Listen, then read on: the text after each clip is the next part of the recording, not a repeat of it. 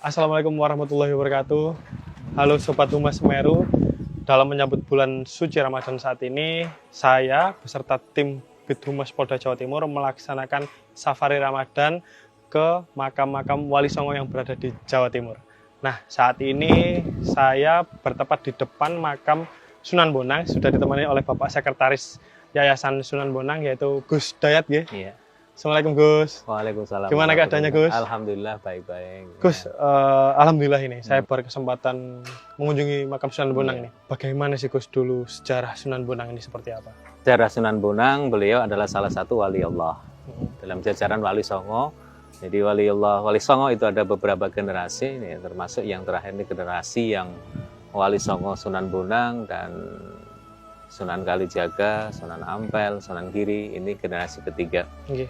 Jadi beliau adalah putra dari Sunan Ampel, Ali Rahmatullah atau Raden Rahmat, putra dari Ibrahim Asmorokondi, putra dari Syekh Jumatul Kubro Praloyo.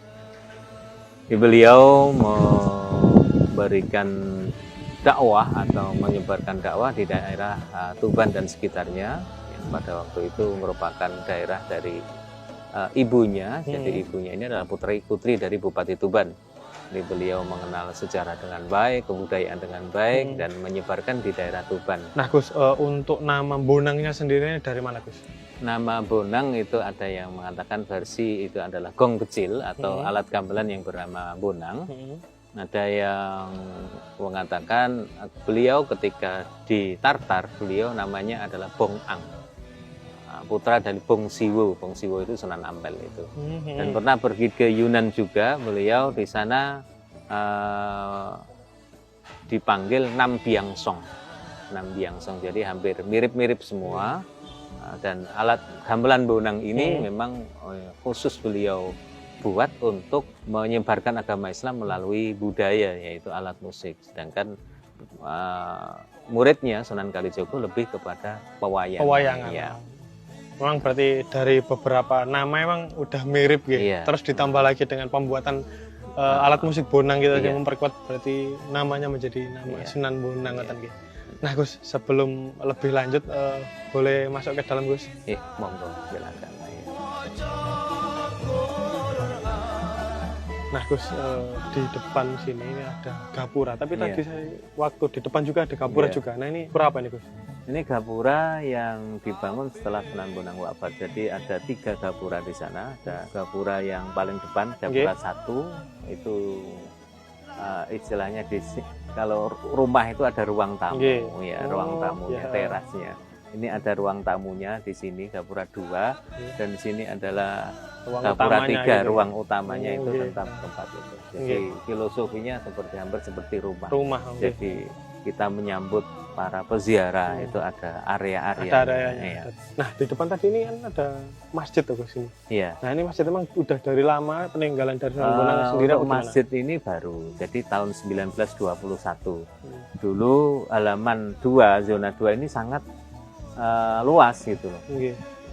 Jadi dibuat untuk sedekah bumi atau istilahnya nyadran dulu orang itu. Cuman pada waktu itu nyadran itu kan makanan ditaruh terus tinggal pulang. Akhirnya oleh seorang keturunan Arab dari Surabaya itu membangun 3 masjid sini, sama Masjid An-Nur di Torjo sama di Palang.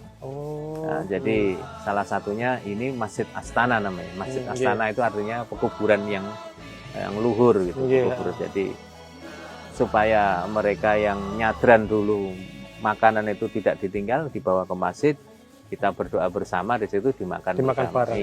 Itu dalam rangka kita juga dakwah Islam. Dakwah Islam. Tapi baru ini masjid ini 1921. Monggo. Mari kita lihat.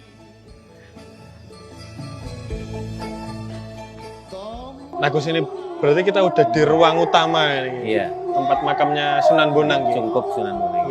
Nah Gus, jenengan tadi kan sanjang kalau misalnya Sunan Bonang ini juga keturunan dari bangsawan gitu.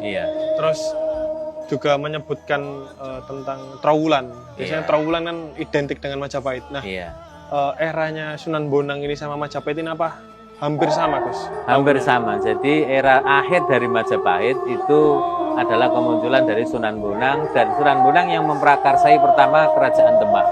Jadi Raden Patah, Raja Demak pertama, itu adalah putra dari selir Prabu Brawijaya. Pada waktu itu Prabu Brawijaya mempunyai putra yaitu Raden Patah yang belajar bersama dengan Sunan Bonang.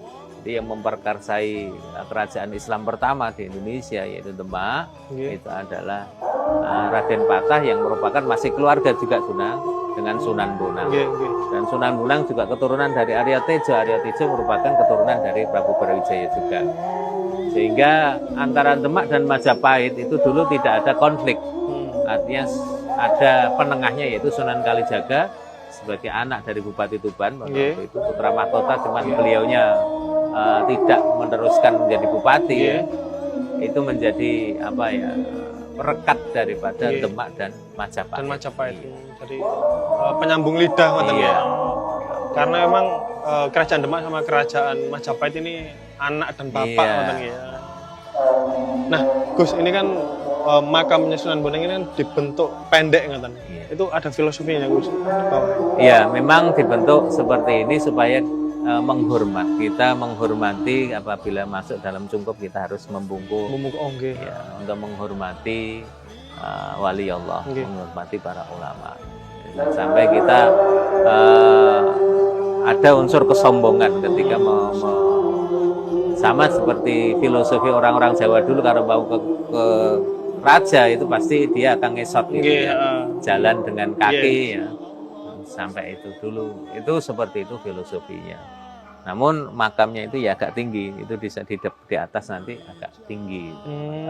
Tapi hanya masuknya aja. Masuknya aja supaya kita menghormat. Berarti Gus, Sunan Bonang ini kan tadi kan jenengan sanjang kalau misalnya kakeknya Asmoro Kondi, Syekh Asmoro Kondi. Nah, berarti memang dulu yang pertama masuk Islam di sini Syekh Asmoro Kondi itu? Iya, sudah Islam. Jadi dari Troloyo itu punya anak Syekh Asmoro Kondi.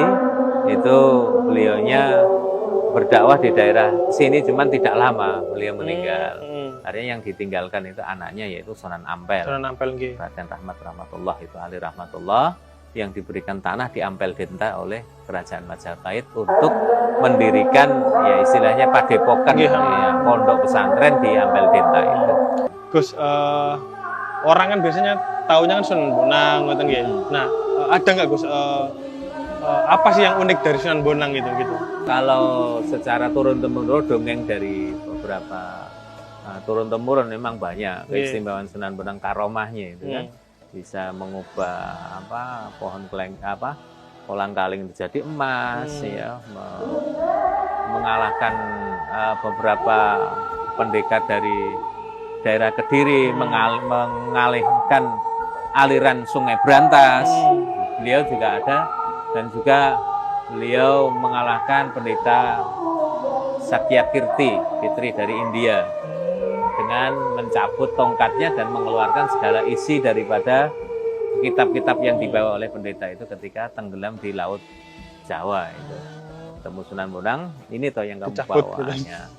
Termasuk banyak Sunan Bonang itu mempunyai karomah-karomah yang luar biasa. Namun yang unik itu adalah Sunan Bonang tidak hanya kesaktian saja sebagai bukti karomahnya gitu. Kalau Nabi kan mukjizat, kalau wali kan karomah namanya. Bukan itu saja, beliau juga aktif menulis. Artinya yang menulis ini adalah murid-muridnya.